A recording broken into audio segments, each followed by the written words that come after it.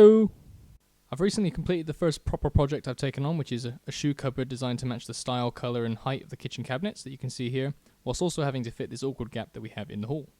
The doors use European style cup hinges, and I'm going to talk through how those were installed, and it also has a breadboard top, which again I'm going to talk through how that was made.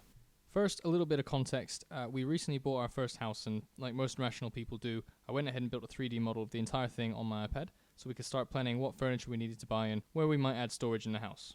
This little alcove whispered sweet nothings to me, and I drew a rough example of what a small cabinet might look like in that gap, and this was immediately rejected by the higher powers.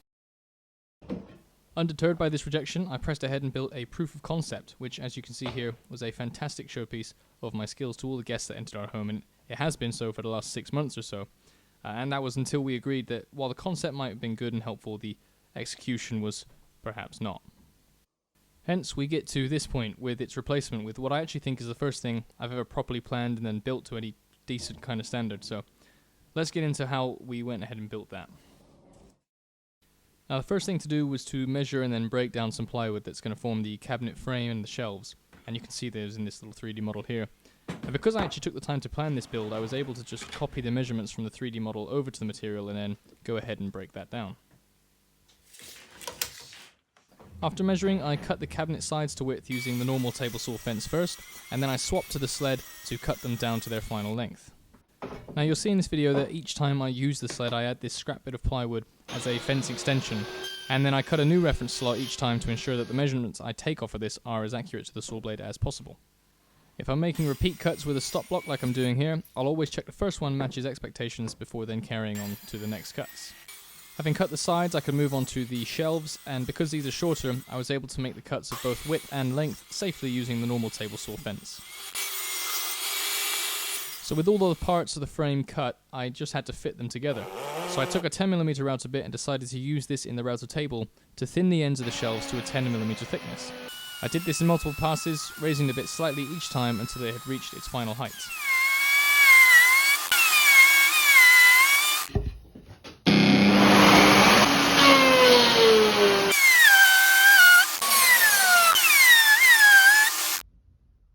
At that point, I could set the fence to create a corresponding 10mm channel in the side panels.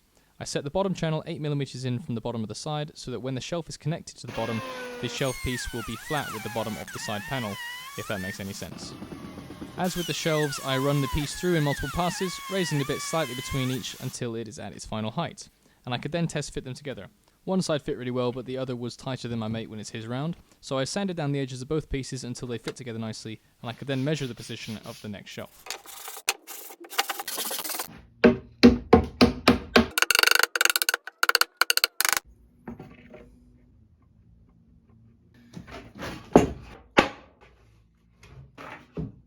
For all of the shelf slots, I follow the same process of setting a fence in line with the measured mark and then running both sides through in multiple passes, raising the bitch between each pass until it's at its final height.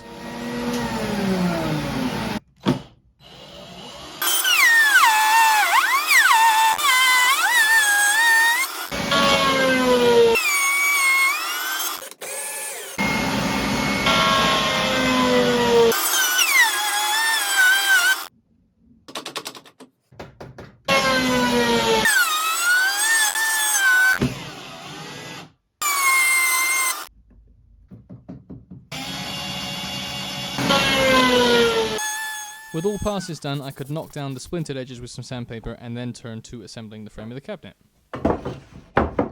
The shelves all fit into their channels nicely, but I noted they were cut just a little bit wider than the sides, and so they didn't sit flush with them. I therefore took the cabinet apart and ran all the pieces through the table saw on the same setting, and then reassembled them, which achieved a much nicer finish.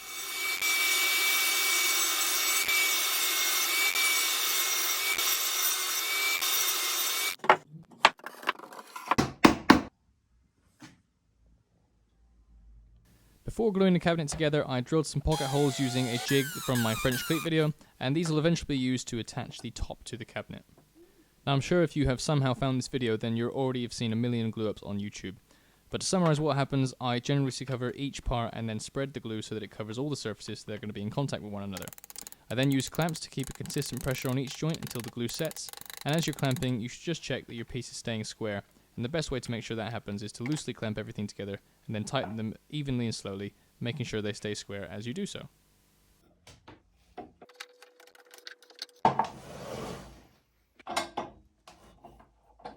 So with the cabinet in clamps and all squared together, we can wipe off any excess glue, set it to one side as it dries, and move on to making the legs.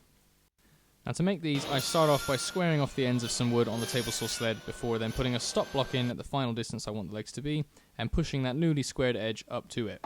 I can then run them through once again to get them to that final length. I can then swap over to my other table saw sled and measure out some chamfers, just to give the legs a bit more interest than them being square blocks. Now to keep these clamped in place as I run them through the saw, I came up with this health and safety certified means of clamping, where these clamps here hold down this block of wood onto which are attached these clamps here, onto which they clamp the final workpiece. And I line up all the measurements I took earlier with the edge of the sled because that's where the saw blade will run, and that should knock off the chamfer that I measured out.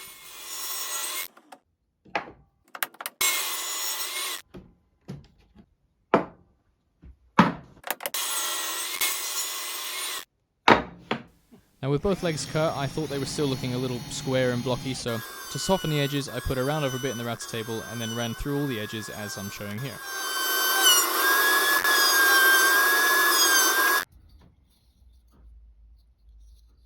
I then finished the legs off with some sanding, and after shooting it at my wall a few times, they came out quite nicely. Now by this time the glue on the cabinet had dried, and while the round over bit was in the router table, I took this over to take off any hard edges on the front of the cabinet where you might put your hand in to reach for shoots.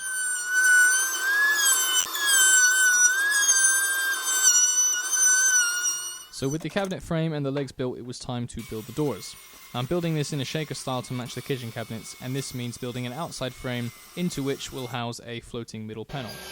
Now for the outside frame, I cut some strips of 18mm plywood to width on the table saw before then using the sled to cut them to their final length, and this was no issue for the top and bottom spacers, but for some reason I cut the side panels comically short. I cut some more material down to fix this, and before cutting it to length, double and quadruple checked my measurements, before then cutting them down again on the sled and checking that they fit, which they indeed did this time. So to build the gap where the floating panel is going to sit, I don't know what you call it, I again turned to use the router table, and first I made sure the fence was square to the table, having to use these wedge offcuts from the legs, and I could then run the pieces through to create a groove where the panel is going to sit. Now you're going to see at the end of this cut I hadn't clamped the fence tight enough and it shifted over a little bit. Now this nearly ruined the piece and I was quite sad, but I decided not to jump off my roof, and instead I clamped it tighter and ran the rest of the pieces through in the same way as I had done with the cabinet, slowly raising the bit with each pass until it was at its final height.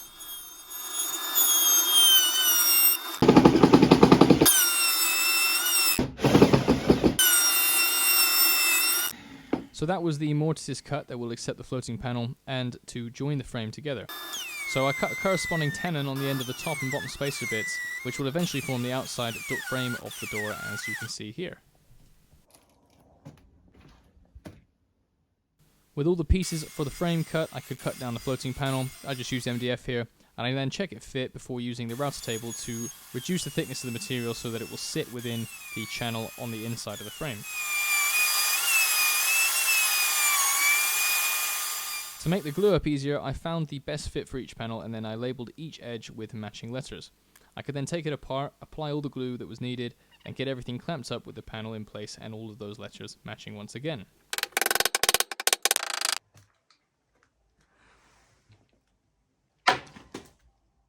After the door had dried, I realised I'd forgot to pre-chamfer the edges of each panel that make up the door, so eventually you would be able to see the different panels once it had been painted. I therefore added this pointed router bit, I lined it up with the relevant joints, and I ran it through, retrospectively creating this effect.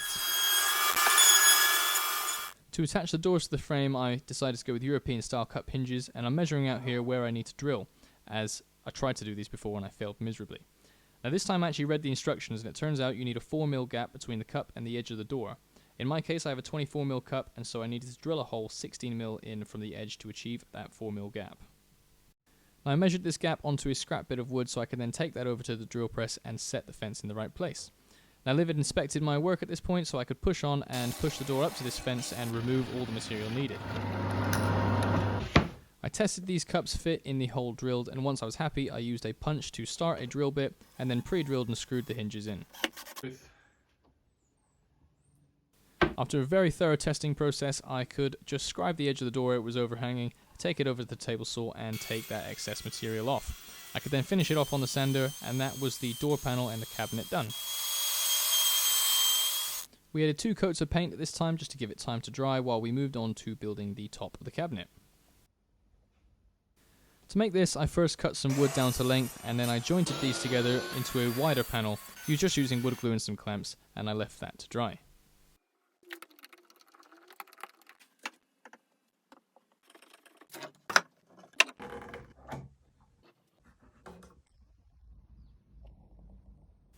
Now with that finally dry, I could remove the clamps, and I decided it was looking a bit too basic and I needed to overcomplicate it. So I cut it down to its final width and then cut down some strips of wood that are going to eventually become breadboard ends.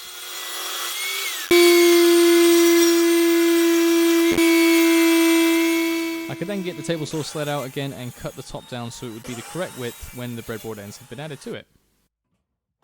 Now to connect the top to the breadboard ends, I decided to use concealed mortise and tenon joints. To make the tenons, I raised the blade to a height that would leave a 10mm gap of material for the tenon after it's passed through both the top and bottom of the material. Now this will make more sense when you see all the cuts done, but basically I ran the piece through, flipped it over, ran it through again, flipped it the other direction, ran it through, flipped it one last time, and then ran it through again. I could then shift the fence over by 1 blade's thickness and repeat those 4 cuts. Now after I repeated this enough times, I will have removed enough material to have made a tenon, as you can see here. Now to make a corresponding mortise, I first drilled out a starter hole in each breadboard end, which apparently I didn't do very accurately. It's not quite in the middle, is it?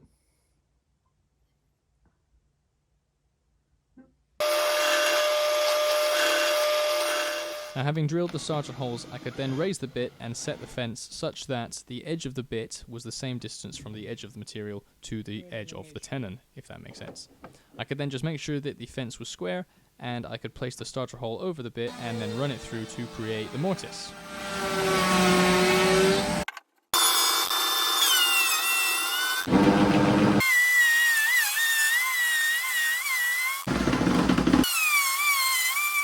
To make the joint concealed, I trimmed off the edge of the mortises, and I had obviously stopped the mortises short of the edge of the material.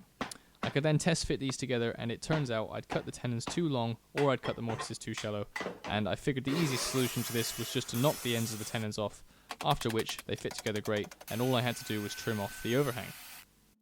At this point I could glue it together, again just using clamps to not only keep pressure but to stop it twisting and bowing in directions that it shouldn't.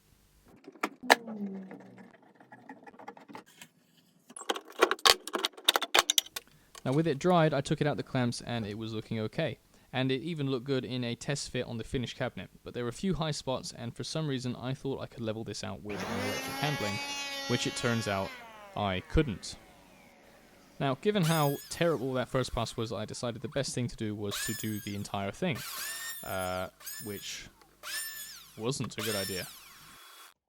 Now, to stop the top looking like the trenches of a war zone, I decided to take the sander to it with an 80 grit pad on.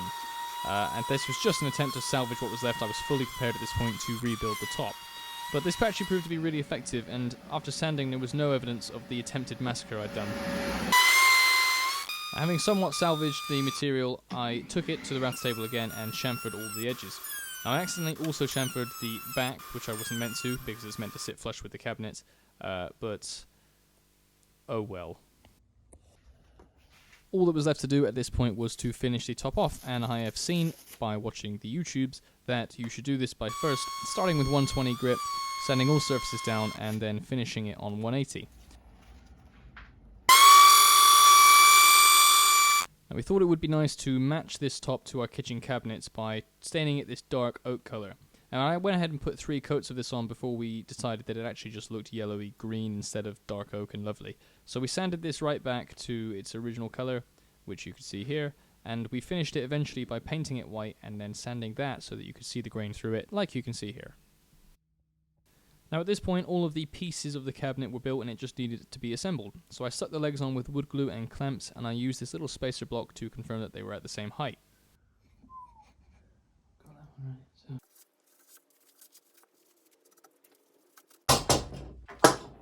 To attach the top to the frame, I could get these clamps and just apply a little bit of pressure to keep that top in place while I drive in the screws, which I did so using these comically small little screwdrivers.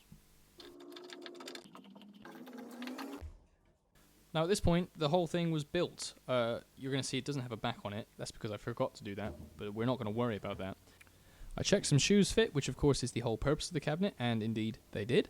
And I then realized I had no way of opening it because I didn't put a handle on it. So I went ahead and did that quickly by measuring the height that the kitchen cabinet handles are down from the top, drilling in the same place, and screwing the handle in. Now at that point the project was done fully and completely, and we even added some decoration to be cute. And yeah, it works, it functions, and if you learn something, feel free to subscribe, or if you want to tell me I'm stupid, feel free to do that. Thanks.